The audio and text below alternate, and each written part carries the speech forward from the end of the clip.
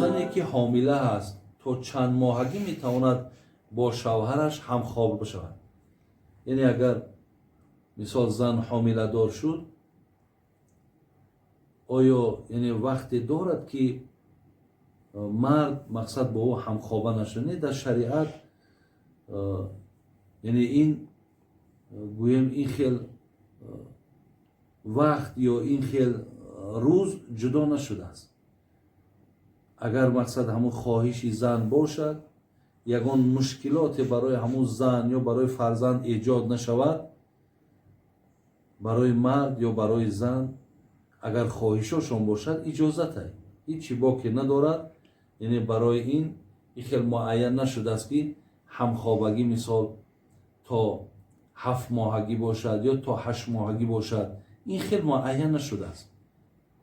باز میگویم که اگر همخوابگی به خود زن یا به خود فرزند یگان مشکلات نیارد و رضاگی هر دوش باشد، هیچی باقی ندارد. همخوابه شدنشون یگان گناهی نیست. اگر شما از ریختن موی سر یا اینکه از بریشی، از لاغری، بی‌اشتیایی بودن، از وزن نالازمه، پروستات، درد دل، درد گرده، درد معده و یا اینکه خونو گرفتگی روده ها اذیت میکشید، پس با این رقم های در روی اکران بوده زنگ زنید. کمی از بیماری خود معلومات دهید. داروی های گیاهی لازمه را به شما شرکت شفافرما توصیه میدهد. خب در روسیه بودنم با خدمت حربی بردن، در آنجا فقط به گوشت خوک خوراک میپزند و با همان کولیز خوراک ما را میبردارند. به خاطر حرام بودنش چند وقت نخوردم، سلامتیم را از دست دادم. اگر نخورم قوه خدمت را کرده نمیتونم، چیکار کنم بابا جان؟ یعنی کدام دادری ما باشد در روسیه در خدمت عسکری هست و البته روسیه یک مملکتی هست برادران عزیز که اون مملکت اسلامی نیست، یک مملکتی بگیم کفر است و در اونجا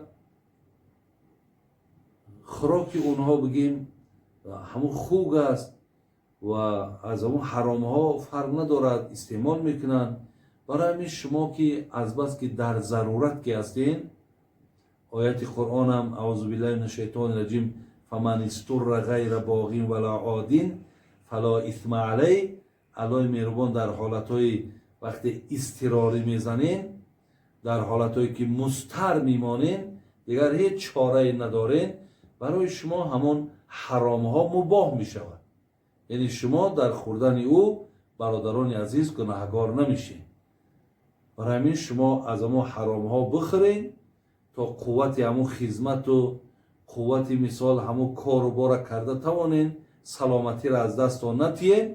وقتی که خدای مهربان شما در با یک حالت فراهمی و حالت خوب که آورد، در اینجا باید شما تقوا کنین و در اینجا شما باید احتیاط کنین.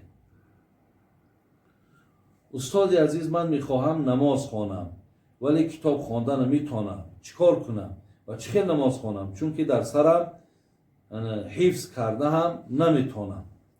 خب این سوالی که برادر ما کردن، یعنی یک نفری که شاید از حساب پیرانسالی باشد، دیگر یگان حرفی در سرش نمیستد، لیکن شما میتونید که حتی همون را اگر خوانده توانید در ورق بنویسین، در دستتون بگیرین، در همون هر یک عملی را که در مثال حالت قیام، در حالت رکوع، در حالت سجده شما از همون خوانین و همون حرکت های نماز انجام تین، انشاءالله ثواب میگیرین. از روی که شما مقصد دست بالای زانو میشیدین چیکار کنم، این راهی که من برایتون نشان دادم، از این راه کار بگیر، این بهتر است. سبب بابای حاجی فرزندم 12 سال می شود صاحب فرزند نمی شود، شما چی مصلحت میتید برای اینها؟ انشاءالله دعا کنید. گپ سری 12 و گپ سری 15 نمی رود. انشاءالله شما دعا کنید که خدای مهربان اکو این در دست الله هست. یهب لمن یشاء اناثا و یهب لمن یشاء الذکورا. خدای مهربان میگه بچه هم دختر هم همه در دست منه. فقط شما الله را دعا کنین، الله را از الله این نعمت را بخواهید، خدای مهربان برای شما این نعمت چه عطا میکنه. برای این من فقط برای شما مصلحت میتونم که برای این حالت مثال طلاق نکنن، صبر کنین، کو ببینین، از نظر دکترها بگذرونین کو چی میگن، بعد خلاصتون رو برارید. من صاحب همسر و 3 خواهر میخواهم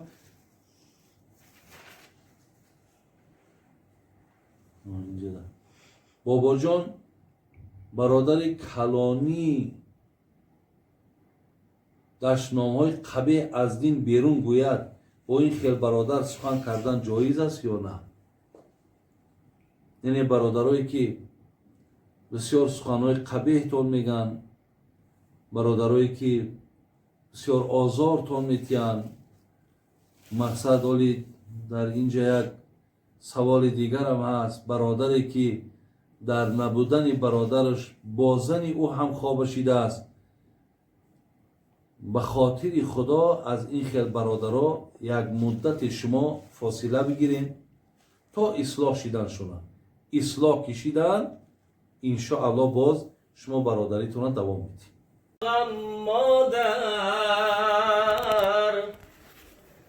تنها گلی گلزار باغم مادر، بعد از خدا تنها امیدم مادر. مادر پرستار دلم، ای روشنی بخشو چراغ منزلم. مادر پرستار دلم، ای روشنی بخشو چراغ منزلم. تو با بدیم سوختی و ساختی، تنها چراغی خانه را افراختی. من را ببخش تنها به خود پرداختم. مادر پرستار دلم، ای روشنی بخشو چراغ منزلم. مادر پرستار دلم، ای روشنی بخشو چراغ منزلم. اللهم اغفر لي ولوالدي ولجميع المؤمنين والمؤمنات والمسلمين والمسلمات الأحياء منهم والأموات، إنك مجيب الدعوات ورافع درجات ومنزل البركات، ويا قاضي الحاجات،